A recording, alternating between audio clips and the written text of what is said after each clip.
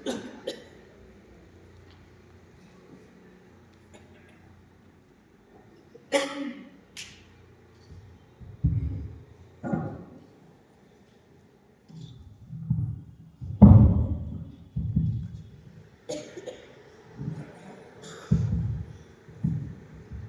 सभी को जय मसीह की।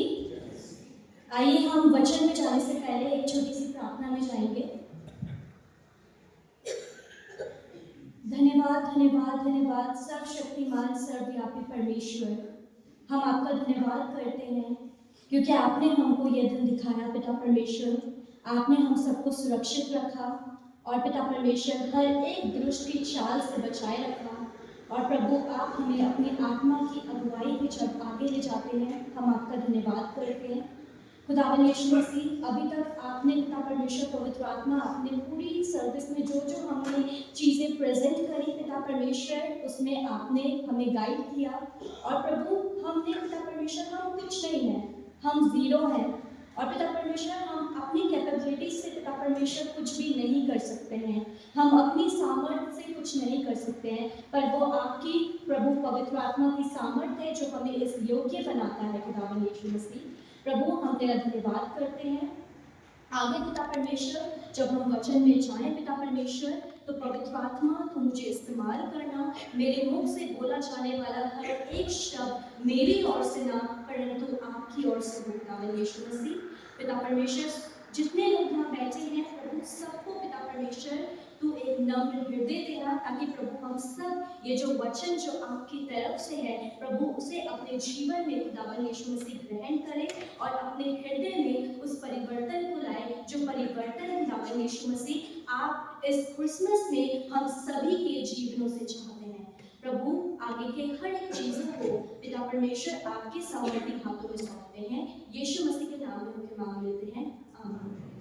सबसे पहले तो मैं अपने पूरे यूथ की तरफ से आप सभी को सेकंड एडवेंट जो हम सेलिब्रेट कर रहे हैं उसकी बधाई देना चाहती हूँ। आप सभी को, जैसे कि अब हम क्रिसमस सीजन के, जब हम क्रिसमस के बहुत ही नज़दीक हैं और वो सारी खुशियाँ जो है वो हमारे जीवनों में है, हमारी लाइफ में है, तो हम एक बारी उस परमेश्वर का धन्यवाद करते हैं जिसकी वजह से हम इस सीजन को, इस बड़े दिन को बना रहे हैं। उसके बाद मैं अपने पास्टर जी का धन्यवाद देना चाहती हूँ कि उन्होंने मुझे ये मौका दिया और अपने यूथ का कि मैं परमेश्वर के वचन को आप सबके साथ में बांटने वाली हो सकती हूँ। मेरे प्रियो, जो आज के जो वचन का मेरा विषय है वो है आत्मा में नवीनीकरण। आत्मा में नवीनीकरण। जैसे कि हम क्रिसमस को सेलिब्रेट कर रहे हैं, यीशु मसीह की आमद को सेलिब्रेट कर रहे हैं, और वो जो सेलिब्रेशंस हैं वो बहुत हम अच्छे तरीके से करते हैं। हम अपने घर को डेकोरेट करते हैं, हम अपने लिए अच्छे अच्छे कपड़े लेते हैं, हमारे घरों में अलग अलग तरीके के नए नए तरीके के पकवानों को हम बनाते हैं। बहुत अच्छी अच्छी जगह से हम केक ऑर्डर करेंगे और बहुत अच्छी तरह हम इस फेस्टिवल को, जो एक बड़ा दिन है, उसको हम सेलिब्रेट करते हैं।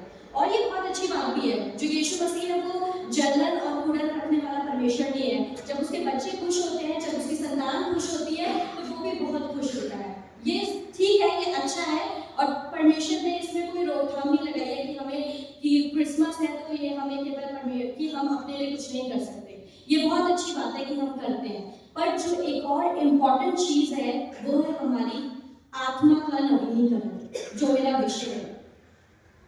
ये जो आमद थी, यीशु मसीह का जन्म 2000 वर्ष पहले हो गया, वो इस पृथ्वी पर आ गए, पर उसकी हम सबको दूसरी आमद के बारे में भी पता है ना, वो है क्या है? सेकंड कमिंग, जिसका हम सब बड़े इंतजार कर रहे हैं कि यीशु मसीह दोबारा कब आएंगे और हम सबको अपने साथ लेकर जाएंगे। तो इस क्रिसमस हमारे को ये जो आमद है उसके साथ साथ जो सेकंड कमिंग है, जो दूसरा आगमन है यीशु मसीह की, उसकी तैयारी हमारी कैसे चल रही है? हमारी आत्मा का क्या? हम अपने शरीर के लिए बहुत कुछ करेंगे, पर हम अपनी आत्मा को कैसे बचाएंगे कि वो जो आत्मा है वो तैयार होकर कि जब यीशु मसीह का दूसरा आगमन हो, वो आत्मा हम यीशु मसीह के साथ ले जाए। तो हम आज का जो विषय है हम इस चीज में देखेंगे। तो मैं 5 पॉइंट्स में, 5 टॉपिक्स में अपने सरमन को जो है एक्सप्लेन करने की कोशिश करूंगी परमेश्वर के वचन को। तो जो हमारा टॉपिक है, जो हमारा विषय है, वो है आत्मा में नवीनीकरण। आत्मा में नया होना चाहिए। सबसे पहले हम देखते हैं कि आत्मा में नवीनीकरण होता क्या है। हम अपने बाइबल में से खोल सकते हैं इफिसियों उसका 4 अध्याय 22 से 24 तक। इफिसियों उसका 4 अध्याय 22 से 24 तक। यहाँ परमेश्वर का वचन हमें क्या बताता है कि आत्मिक स्वभाव में नए बनते जाओ और नए मनुष्यत्व को पहन लो, जो परमेश्वर के अनुरूप सत्य की धार्मिकता और पवित्रता में सजा गया है। मेरे प्रियो, जब परमेश्वर ने इस सृष्टि को रचा, उसने जब आदम को बनाया और आदम के नथनों के द्वारा उस आत्मा को उसके जीवन में उसने फूका, क्या तब वहां पे कुछ पाप था? नहीं था ना। वो पवित्र था, वहां पे कुछ सिन नहीं था। बहुत ही ब्यूटीफुली, बहुत ही ग्रेसफुली, बहुत ही पवित्रता के साथ वो सारी चीजें सृजी गई।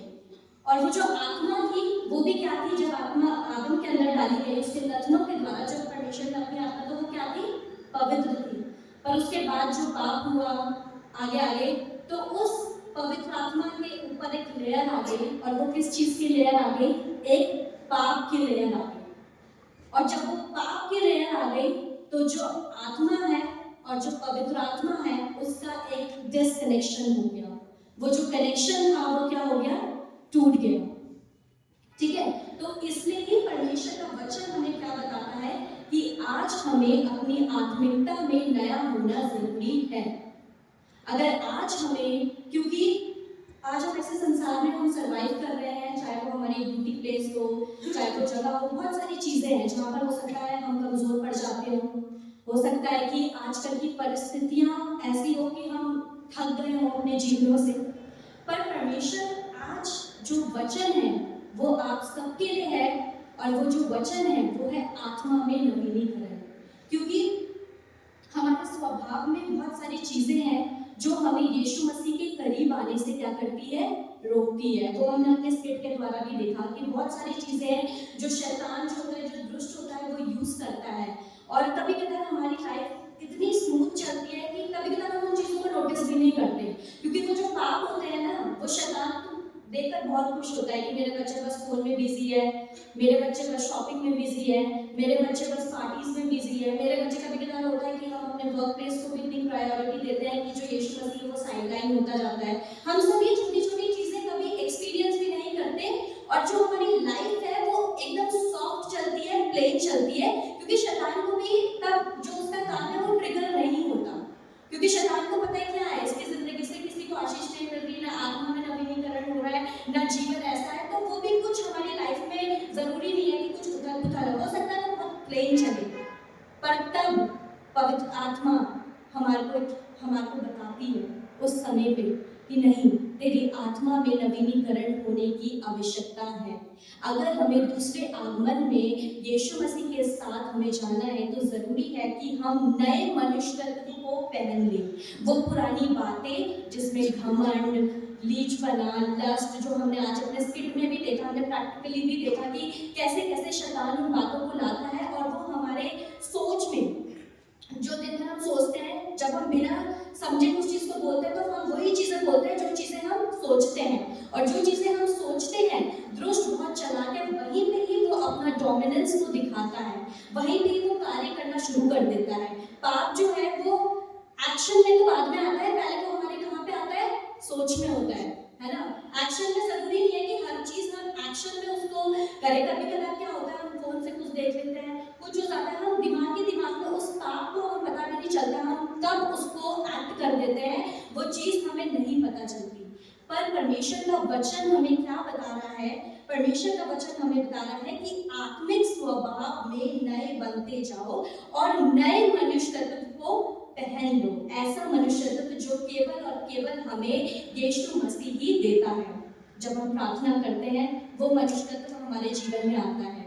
जब हम परमेश्वर का वचन पढ़ते हैं वो चीज हम अपने जीवन में लेते हैं। तो जो मेरा पहला पॉइंट था वो क्या था कि नवीनीकरण क्या है। तो जब हम आत्मा में जाएंगे, जब हम यीशु मसीह के करीब आएंगे, तो वो नवीनीकरण जो है वो यीशु मसीह को हमारे जीवन में देगा।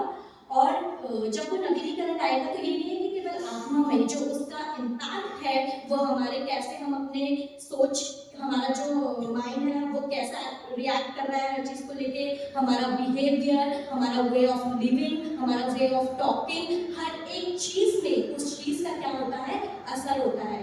हो सकता है हमारी जो ज़िंदगी है वो कहीं ना कहीं सेल्फ सेंटर्ड हो, केवल उसमें हम जो शैतान वो सेल्फ सेंटर्डनेस को यूज़ करता है कि केवल हम अपने ही बारे में सोच रहे हैं, अपनी चीज़ों में कर रहे हैं, तो परमेश्वर वहाँ पे जो बदलाव लाता है उसको हम आत्मा का नवीनीकरण कहते हैं। अब जो मेरा दूसरा पॉइंट है कि हमें नवीनीकरण की क्या है, आवश्यकता है, या नवीनीकरण क्यों आवश्यक है, इसके लिए हम वचन में से निकाल सकते हैं रोमियो उसका 3रा अध्याय उसकी 23 तारीख। रोमियो उसका 3रा अध्याय उसकी 23 तारीख। सबने पाप किया है और परमेश्वर की महिमा से रहित है। यहाँ पे परमेश्वर का वचन क्या बोल रहा है, एक ने नहीं, दो ने नहीं, 3 ने नहीं, 4 ने नहीं, परंतु सबने पाप किया है। We all are sinners in front of God. हम सबने क्या किया है, पाप किया। तो हम ये तो बिल्कुल ना सोचे कि हम कुछ अच्छे कामों के द्वारा हमने कुछ चैरिटी कर दी, हमने किसी की मदद कर दी, वो अच्छे काम है और परमेश्वर उन्हें देख खुश होता है। मैं ऐसा नहीं बोल रही हूँ, बहुत अच्छी बात है अगर हम किसी की मदद करते हैं, अगर परमेश्वर हमें काबिल बनाता है कि हम कुछ अच्छे काम कर सकते हैं, कुछ शेयर कर सकते हैं, वो बहुत अच्छी बात है। पर मेरे प्रियो, केवल उन्हीं अच्छे कामों से जो है वो हमारा छुटकारा नहीं होता, या हमारा हृदय परिवर्तन या आत्मा परिवर्तन, या मैं बोल सकती हूँ आत्मा में नवीनीकरण नहीं हो सकता, क्योंकि परमेश्वर का वचन कहता है कि हमारे भले काम उसके सामने मैले चिथड़ों के समान है। जो हमारी गुड डीड्स हैं, जो हमारे अच्छे काम हैं, हम उसकी वजह से छुटकारे नहीं गए, परंतु क्यों हमें छुटकारा मिला, क्योंकि वो परमेश्वर का एक जो बोलते हैं ना अनकंडीशनल लव, जो परमेश्वर का जो प्यार है, जो अद्भुत प्यार है, जो आप जितने जने बैठे हैं हर एक से यीशु मसीह उस अद्भुत प्रेम को करता है, और उसी प्रेम की वजह से हमारा क्या हुआ, छुटकारा हुआ। हमारे अच्छे काम से नहीं, परंतु परमेश्वर के अनुग्रह से, उसके ग्रेस से, उसका जो प्यार है हमारे लिए, उस वजह से। तो मेरे प्रियो, हम सब क्या थे जब परमेश्वर के वचन के अनुसार यीशु मसीह के जन्म से पहले और जब ये सृष्टि भी बनी उससे पहले ये जो संसार था, किसमें था, ये अंधकार में था। किसमें था, अंधकार में था।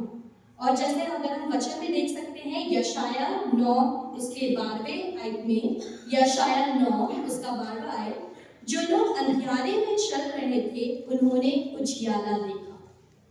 जब हम अंधियारे में चल रहे थे तो क्या दिखा है, उजियाला। जब हमारा जीवन उन पाप के अंधकार में था तो वो उजियाला कौन लेकर हमारे जीवनों में आता है, यीशु मसीह।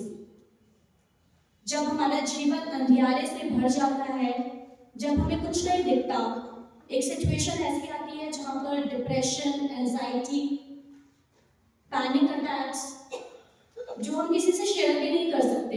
हो सकता है वो वर्क हमारे कैरियर की वजह से हो सकता है वो लव लाइफ हो सकता है बहुत सारे रीजंस हैं जो हम नहीं शेयर कर सकते। पर जब उस अंधकार से हमारा जीवन भर जाता है तो वो यीशु मसीह ही होता है जो एक ज्योति लेकर हमारे जीवन में आता है, और वो ज्योति जब हमारे जीवन में आती है तो वो हमारी सोल में एक रिवाइवल लाती है, वो हमारी आत्मा को पूरी रूप से नया करती है। मेरे प्रियो, बहुत अच्छी बात है, हम लोग सब चर्च जाते हैं, हम लोग सब रेगुलर मेंबर हैं चर्च के, बचपन से हम लोग फैमिली में, क्रिश्चियन फैमिली में हम लोग ने जन्म लिया हो सकता है। बट आज सोचने का विषय है, मैं अपनी लाइफ में पर्सनल एक्सपीरियंस से बोल सकती हूँ कि मुझे आज अपने जीवन में नवीनीकरण की आवश्यकता है, कि आई नीड, मुझे जरूरत है। आप अपने जीवन में आज सोच के देखिए, क्या आप लोगों को, हम क्रिसमस सेलिब्रेट करेंगे, बहुत अच्छे से सेलिब्रेट करेंगे, हर साल सेलिब्रेट करते हैं, बहुत अच्छा होता है सब कुछ, हर संडे हम लोग डिफरेंट चीजें सेलिब्रेट करेंगे और फिर ये पूरा जनवरी तक रहेगा। पर हमारी आत्मा का क्या, हम नहीं सोचते कभी कभार ये बातें। पर आज ये दिन आपका दिन होगा अगर हम इस चीज को सोचेंगे कि क्या मेरे जीवन में उस नवीनीकरण की आवश्यकता है? क्या मैं ऐसे जीवन के साथ यीशु मसीह के दूसरे आगमन में उसके साथ चला जाऊंगा? आज हम सबको ये सोचने की जरूरत है, क्योंकि आज कहीं ना कहीं हम लैग कर रहे हैं। आज कहीं ना कहीं हम इस दौड़ में पीछे छूट रहे हैं। आज कहीं ना कहीं शैतान बहुत सारी चीजों से हमें भरमा देता है, हमें खमीरा कर देता है, और खमीरी चीज यीशु मसीह को नहीं भाती। यीशु मसीह को क्या चाहिए? प्योर। वचन में लिखा है ना, खमीरी चीज नहीं भाती, क्योंकि खमीरी चीज में मिलावट होती है, वो प्योर नहीं होता। तो वैसे यीशु मसीह नहीं चाहता कि हम खमीरे बने अपने जीवन में। हो सकता है कि हम लोग चर्च में बहुत अच्छा हमें लगता हो, स्पिरिचुअल महसूस होता हो, पर जब हम बाहर के संसार में जाते हो तो हम उसी रंग में मिल जाते हो। हम सोच के दे सकते हैं इसमें कुछ बुराई नहीं है, अभी भी समय नहीं गया है। ये मैं आपसे लिए पहले ये वचन जो है ये मेरे जीवन के लिए है, कि मुझे अपने जीवन में देखना है कि मुझे कहाँ मेरे जीवन में बदलाव करने की जरूरत है। और वैसे ही आपको, हम सबको जरूरत है ये देखने की कि कहीं ना कहीं हम लैग कर रहे हैं। कहीं ना कहीं हम चर्च में आते हैं, हर संडे आते हैं, पर जब हम बाहर की दुनिया में जाते हैं, जब हम उस दुनिया में जाते हैं जहाँ पर डोमिनेंस ज्यादा है दुष्ट का, तो हम कहीं ना कहीं हम वहाँ पर स्मूथ चल जाते हैं, हम वहाँ मिक्स हो जाते हैं। क्यों? क्योंकि हमारी सोल को आज नवीनीकरण की आवश्यकता है। इस क्रिसमस हमारे सोल में, ये जो क्रिसमस होगा ये बहुत ब्लेसिंग का होगा अगर हम इन बातों के साथ साथ एक और चीज को हम लोग दृढ़ निश्चय ले कि हमें अपनी आत्मा में नवीनीकरण लाना है। हो सकता है अपने जीवन में बहुत क्षेत्रों में लो महसूस करते हो, कमजोर महसूस करते हो, और वहां पर हम चाहते हो कि वी नीड चेंज। जब मैं अपने 6th स्टैंडर्ड में थी तो हमारी इंग्लिश की मैम थी, उन्होंने हमारे को बताया था कि चेंज में और ट्रांसफॉर्मेशन में डिफरेंस होता है। चेंज होता है बदलाव, ठीक है। ट्रांसफॉर्मेशन होता है पूरा उथल पुथल, पूरे नई रीति से शुरुआत, और बहुत ही अमेजिंग तरीके से पूरा बदल जाना, दैट इज ट्रांसफॉर्मेशन। और वो जो ट्रांसफॉर्मेशन है मेरी और आपकी जिंदगी में, वो केवल यीशु मसीह का वचन और उसकी पवित्र आत्मा की अगुवाई में ही हम कर सकते हैं। मेरे प्रिय, जो नवीनीकरण है आत्मा का, वो एक चमत्कार है, इट्स अ मिरेकल। और ये जो चमत्कार है वो केवल और केवल यीशु मसीह के द्वारा कोई हमें नहीं दे सकता। कोई हमारे जीवन को नहीं रिन्यू कर सकता यीशु मसीह के अलावा। जैसे जब हम बीमार होते हैं, यीशु मसीह से बोलते हैं प्रभु चंगाई दे दो। जब हमारे पास हमें एक नए घर की जरूरत होती है, हम बोलते हैं प्रभु अब नया घर चाहिए, अब नहीं रहना इस पुराने घर में। प्रभु अब और कपड़े चाहिए, प्रभु एक अच्छी जॉब मिल गई, अब और अच्छी पोस्ट चाहिए, बोलते हैं ना। यीशु मसीह के पास जाते हैं ना, तो वैसी ही जरूरत है कि हम आत्मा के नवीनीकरण के लिए भी यीशु मसीह के पास जाएं। यही मेरा तीसरा पॉइंट है, और वो है यीशु मसीह के द्वारा ही केवल नवीनीकरण। मेरे प्रियो, कभी कदार होता है कि हम एक साइन का वेट करते हैं कि ये मुझे चिन्ह मिलेगा तब मैं ट्रांसफॉर्म होऊंगा। अभी समय नहीं आया कि अभी मजे ले लेते हैं, अभी जब कुछ समय आएगा, कोई प्रॉफिट जी आएंगे, प्रोफेसी करेंगे, तब हम ट्रांसफॉर्म होंगे।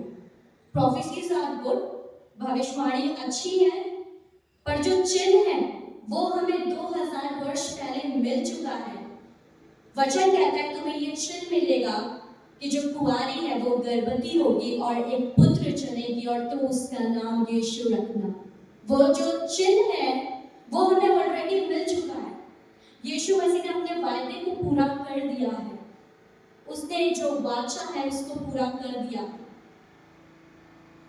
जो यीशु मसीह का जन्म है वो यही दर्शाता है ना। क्या दर्शाता है यीशु मसीह का जन्म? यीशु मसीह का जन्म एक नवीनीकरण को दर्शाता है। यीशु मसीह का जन्म क्या दर्शाता है?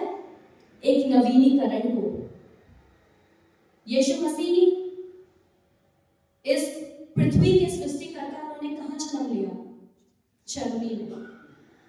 चरनी में वो राजाओं के राजा हैं, he is the king of king, वो क्रिएटर है, वो चाहते वो कहीं भी उनका जन्म हो सकता था, बट व्हाट ही चूज, उन्होंने चरनी को चुना, क्योंकि वो हर किसी को एक करना चाहते हैं, वो कोई डिफरेंस नहीं रखना चाहते,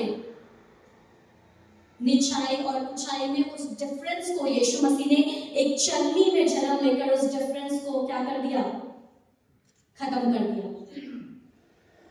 तो हम एक साइन का वेट ना करें कि हम तब ट्रांसफॉर्म होंगे, यीशु मसीह का जन्म, उसका क्रूस पर चढ़े जाना, ये सारी चीजें बताता है कि हमें उसने अपनी तरफ से जो पार्ट था वो बहुत ही ब्यूटीफुली उसने पूरा कर दिया है, पर अब जो पार्ट है वो मुझे और आपको करना है, वो है अपनी आत्मा में नवीनीकरण को लाकर।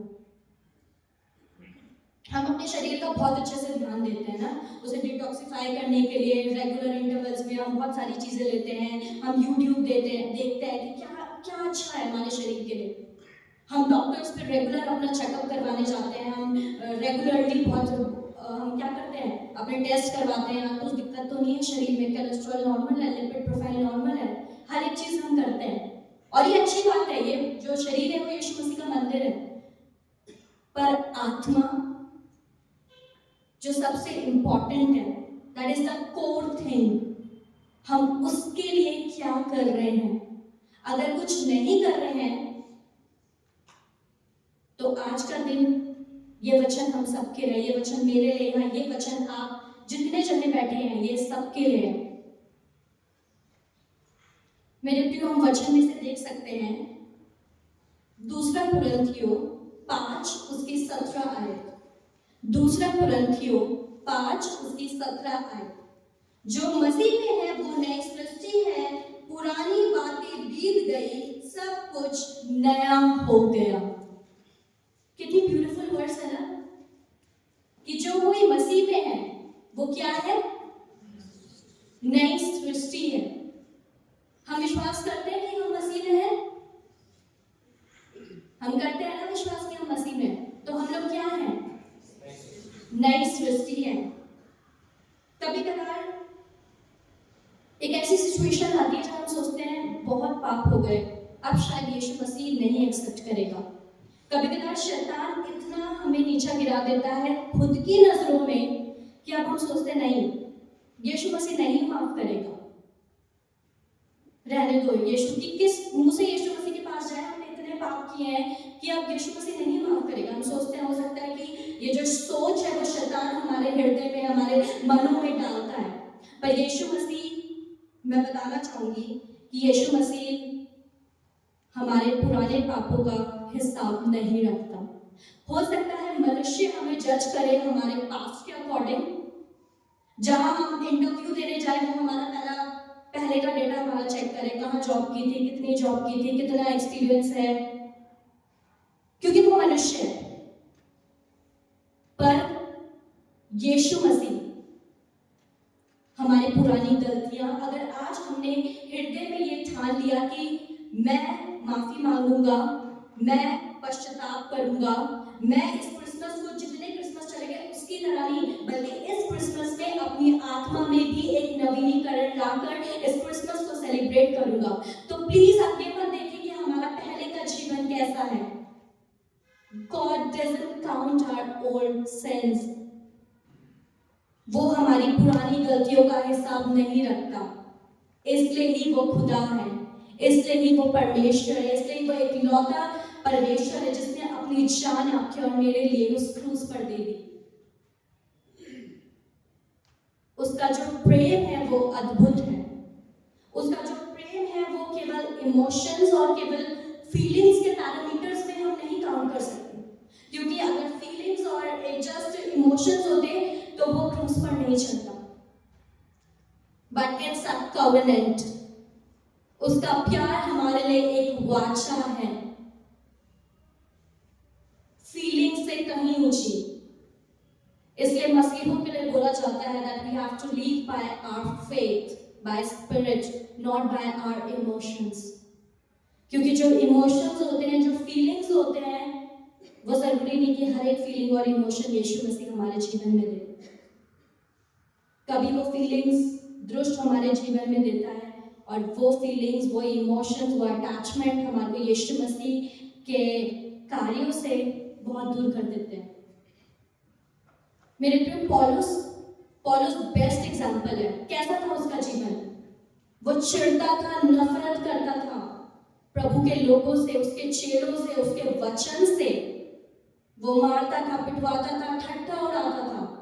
पर जब यीशु मसीह ने चुटकियों में उसे चुना तो इंस्टेंटली उसके जीवन बदल गया, ट्रांसफॉर्म हो गया उसके स्पिरिट, और उसने कितने लोगों का जीवन परिवर्तित किया। और आज भी जब हम उसकी प्रेरित उसके वचन को पढ़ते हैं तो आज भी कितने लोग उसके जीवन से परिवर्तित होते हैं। कुछ चीजें हैं जो हमें आत्मा में, अगर हम ठान ले कि हमें आत्मा में उस नवीनीकरण को लाना है इस क्रिसमस में, क्या जरूरी है उसके लिए? सबसे पहली हमारी प्रेयर लाइफ स्ट्रॉन्ग होनी चाहिए। हमारी प्रेयर लाइफ स्ट्रॉन्ग होनी चाहिए, जहां पर हम लैग कर जाते हैं। हमारा पर्सनल रिश्ता प्रभु के साथ, हमारी आत्मा का पवित्र आत्मा से मेल तभी होगा जब वो कनेक्शन स्ट्रॉन्ग होगा, जब हम घुटनों पे जाएंगे, उससे प्रार्थना करेंगे, जब हम रोज उसके वचन पे मनन करेंगे कि परमेश्वर आज तेरा वचन मुझसे क्या कहना चाहता है। वो प्रार्थना में हमसे फिर बातचीत करना शुरू करता है, वो वचनों से हमें बातचीत करना शुरू करता है, और वो हमारी आत्मा में धीरे धीरे धीरे धीरे धीरे धीरे उस ट्रांसफॉर्मेशन को लाता है। जो मेरा चौथा पॉइंट यही है कि नवीनीकरण में हमें क्या करना है? जीवन को जीना है। It's not a one-day thing. It's a transformation. It's a process of transformation. ये एक प्रोसेस है जिसमें हल्के हल्के हल्के करके यीशु हमें ताकत देता है, सामर्थ्य देता है कि कैसे हम अपने जीवनों में उस नवीनीकरण को लाएं। देखिए, मैं ये नहीं बोलूंगी, मेरे लिए भी आपके लिए भी इजी नहीं है, क्योंकि हम इस दुनिया में सरवाइव कर रहे हैं। और जैसे कि परमेश्वर का वचन बताता है, पहला पतरस उसकी 5वां अध्याय उसकी 8वीं आयत, पहला पतरस 5वां अध्याय 8वीं आयत, सचेत रहो और जागते रहो, तुम्हारा विरोधी शैतान गरजने वाले सिंह के नाई इस खोज में रहता है कि किसको फाड़ खाए। जैसा हमने स्क्रिप्ट में देखा कि जो वो व्यक्ति था वो प्रार्थना कर रहा था, पर बहुत जो दुष्ट के जो चालें हैं वो निरंतर कॉन्टिन्यूअसली उसके जीवन पे वार कर रही थी। फोन के द्वारा, एडिक्शन के द्वारा, वो एडिक्शन कोई सा भी हो सकता है, बीमारियों के द्वारा, एक दूसरे से जो जलने की स्पिरिट होती है हमारे अंदर, उसके द्वारा। तो ये इजी नहीं है, क्योंकि बहुत सारे चैलेंजेस हमारे लाइफ में आएंगे जब हम इस प्रोसेस में जाएंगे। जब हम आत्मा के नवीनीकरण के प्रोसेस में जाएंगे तो बहुत सारे चैलेंजेस मेरे और आपके जीवन में आएंगे, डेफिनेटली आएंगे। पर हम कैसे ओवरकम करेंगे उसमें? प्रार्थना से।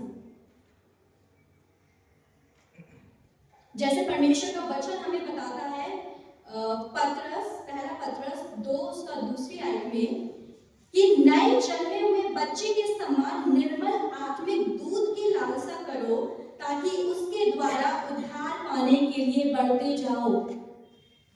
जैसे जो एक छोटा बच्चा होता है, उसे कुछ नहीं समझ रहती, पर उसके दिल में एक लालसा होती है और वो केवल माँ के दूध के लिए होती है, और जब वो माँ का दूध पी लेता है तो वो तृप्त हो जाता है।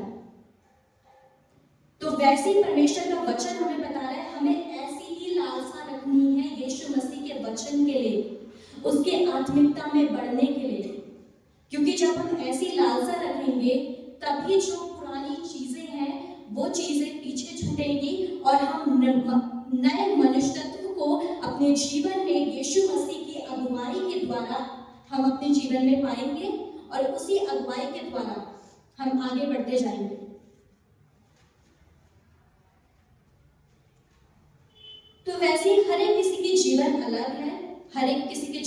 सिचुएशंस अलग हैं, तो हम सबकी लाइफ अलग है। और प्रभु इस प्रोसेस को जरूरी नहीं है कि जो प्रोसेस मेरे जीवन में होगी वही आपके जीवन में होगी। हो सकता है प्रभु अलग तरीके से आपके जीवन में उस ट्रांसफॉर्मेशन को लाए, क्योंकि सबका जो स्तर है वो यीशु मसीह जानता है। जैसे एक जो छोटा बेबी होता है उसको हम उसको फीड में खाना नहीं देते, पहले वो दूध पीता है, स्लोली करके उसकी बॉडी में ताकत आती है, उसके बाद वो खाने के बाद कुछ ऐसी हल्की चीजें, दलिया हो गया, दाल हो गया, ऐसी चीज खाएगा, फिर और सामर्थ्य को पाएगा तो रोटी हल्के टूटी हुई, उसके बाद वो फुल मील लेना अपना स्टार्ट करेगा। तो वैसे ही यीशु मसीह ये नहीं बोल रहे कि हमें एकदम से एक चुटकी बजाते ही हमारा ट्रांसफॉर्मेशन हो जाएगा जीवन में। No, it's a process, it's a slow process. हो सकता है कहीं पे टाइम लगे, कहीं पे थोड़ा जल्दी हो, तो हमें हारना नहीं है। अगर हम किसी को वचन सुनाते हैं, कोई नया विश्वासी है कोई, तो हम उसे सीधा एंड टाइम मिनिस्ट्री नहीं बताते। हम पहले बताएंगे कि यीशु मसीह कैसे जन्मा, फिर बताएंगे उसका प्यार, फिर बोलेंगे वो हमसे इतना प्यार करता, तो उसे बताएंगे ना हल्के करके कि वो क्रूस पर उसने हमारे अपने पापों को ले लिया, फिर हल्के करके वो चीज समझेगा।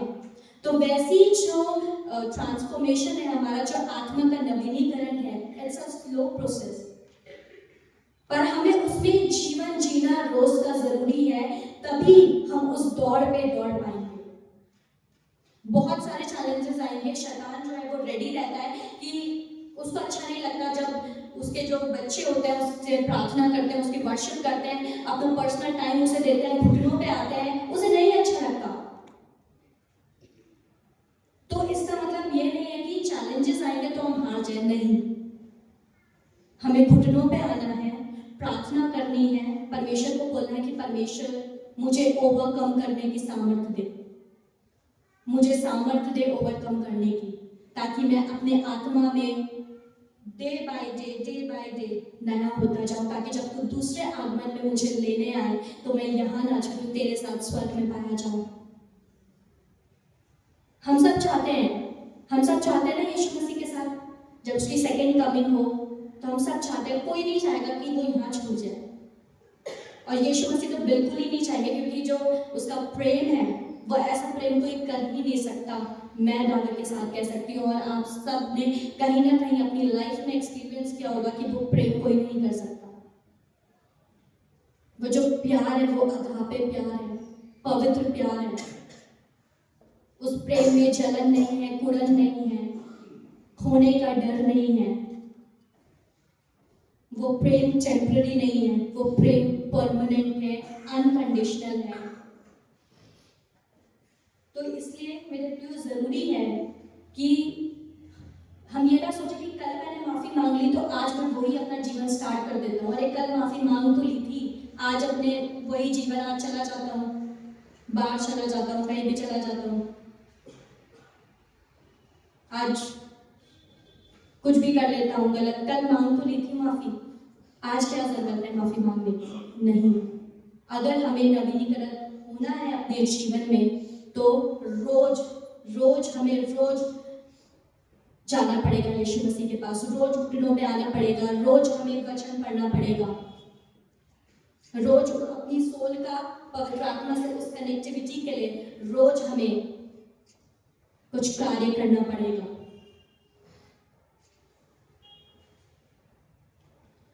और जो मेरा 5वां पॉइंट है वो है नवीनीकरण का परिणाम।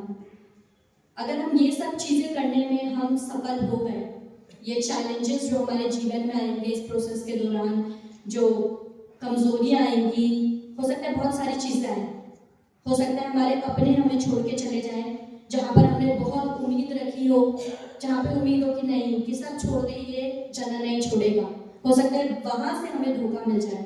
बहुत तरीके के चैलेंजेस आ सकते हैं, कैसा भी चैलेंज आ सकता है, पर्सनली हो, सोशली हो, कहीं भी, पर उस चीज को अगर हमने ओवरकम कर लिया अपनी प्रार्थनाओं के द्वारा, अपने वचन पढ़ने के द्वारा, तो परमेश्वर की जो उसके बाद की जो लाइफ होती है वो बहुत उत्तम होती है।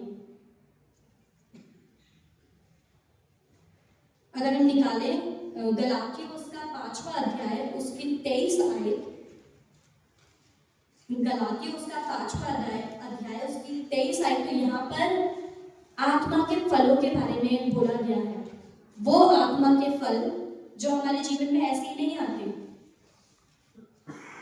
पढ़ना इजी लगता है, ये आत्मा के फल हम बचपन से पढ़ते आ रहे हैं कि क्या क्या आत्मा के फल है, हो सकता है हम सबको बाय टिप्स याद हो, पर ये आत्मा के फल ऐसे ही नहीं मिलते। उसके लिए बहुत हमें आत्मा में रेडी होने की जरूरत होती है। क्या क्या फल है आत्मा के? प्रेम, प्रसन्नता, शांति, धीरज, दयालु, नेकी, विश्वास, नम्रता और आत्मसंयम।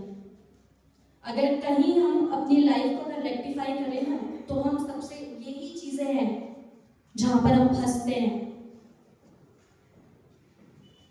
जहां पर हम कंट्रोल खो देते हैं।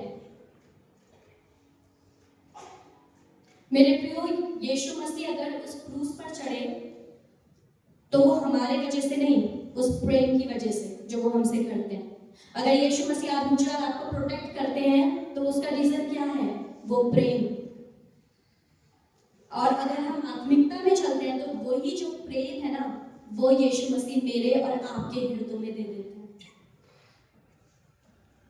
वो धीरज हमें दे देता है, हम काम डाउन हो जाते हैं, कोई एंजाइटी नहीं होती, फिर घबराहट नहीं होती, कोई सोने से पहले नींद की गोली लेके सोने की जरूरत नहीं पड़ती अगर हम यीशु के सामने झुक जाएं।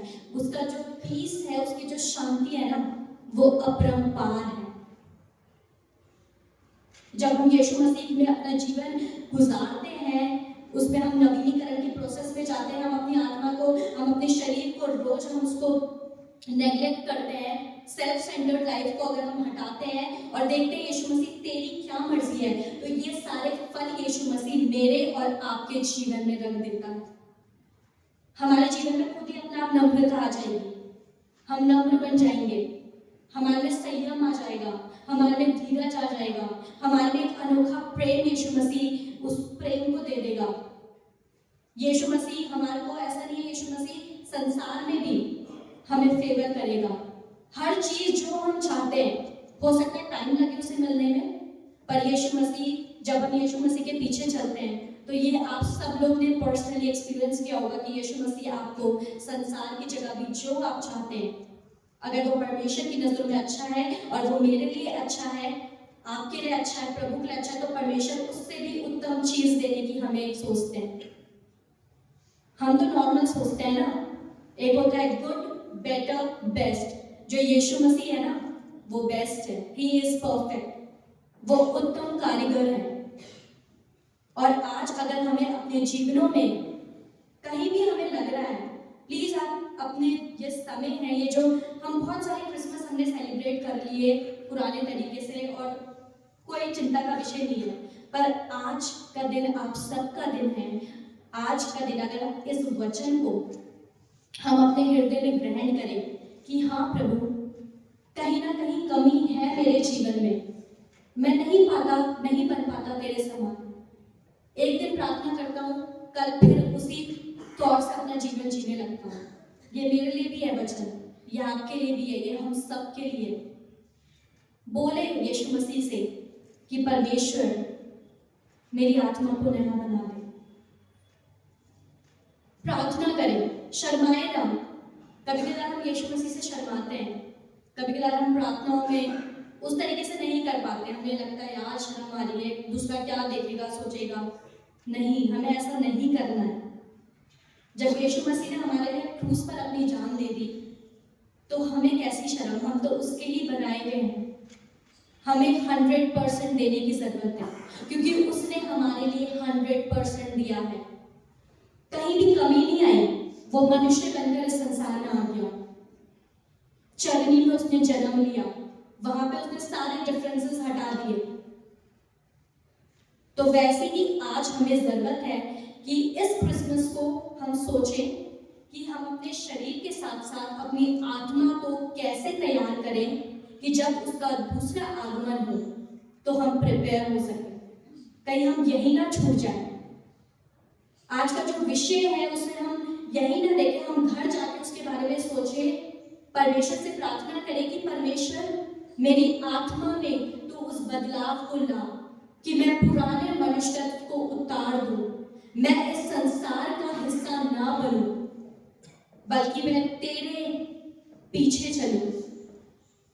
जो आत्मा में हमारी जो लेयर आ गई है उस पाप की, वो लेयर तभी हटेगी जब हम प्रार्थना करेंगे, जब हम वचन को पढ़ेंगे, जब हम संगति में जाएंगे, जब जो हमारे पासवान जो वचन हमारे लिए लेके आते हैं उसको हम केवल सुनेंगे ही, उसे हम अपने जीवन में ग्रहण करेंगे। और अगर हमने ऐसा कर लिया, अगर उस ट्रांसफॉर्मेशन में हम जीने लग गए, उस चैलेंजेस को अगर हम घुटनों में आकर जीतने लग गए, तो परमेश्वर बहुत ब्यूटीफुल लाइफ देने जा रहा है आप सबको। इस क्रिसमस में यीशु मसीह हम सबको ब्लेस करने जा रहा है। नए साल में भी उसने बहुत अमेजिंग आशीष रखी है। जरूरत है उन्हें रिसीव करने की और अपनी आत्मा में उस नवीनीकरण को करने की। आइए हम छोटी सी प्रार्थना में जाएंगे। धन्यवाद धन्यवाद धन्यवाद खुदावंद यीशु मसीह, हम धन्यवाद करते हैं तेरा प्रभु, तू महान है और जो तेरा प्यार है वो उत्तम से भी कहीं उत्तम है। तो उत्तम कारीगर है जो हमारे जीवनों को बहुत ही उत्तम तरीके से बनाना चाहता है। तेरी योजनाएं हमारे लिए ऐसी है जो बेस्ट से भी बेस्ट है। कभी कदार हम नहीं समझ पाते, कभी कदार हम इस दुनिया में इतना खो जाते हैं कि हम अपनी आत्मा का ख्याल नहीं रख पाते। उस आत्मा को हम नेग्लेक्ट कर देते हैं, हम नेग्लेक्ट कर देते हैं कि पवित्र आत्मा हमसे क्या बोलना चाह रही है, हम नेग्लेक्ट कर देते हैं। पर यीशु मसीह तू महान है और तू हमें हर वक्त मौका देता है कि अब मेरा बेटा, अब मेरी बेटी घुटने डालेगी, अब मेरा बेटा मेरी बेटी कुछ समय मेरे पास आएगी और मेरे से प्रार्थना करेगी और बोलेगी पापा मैं तेरे पास आना चाहती हूँ।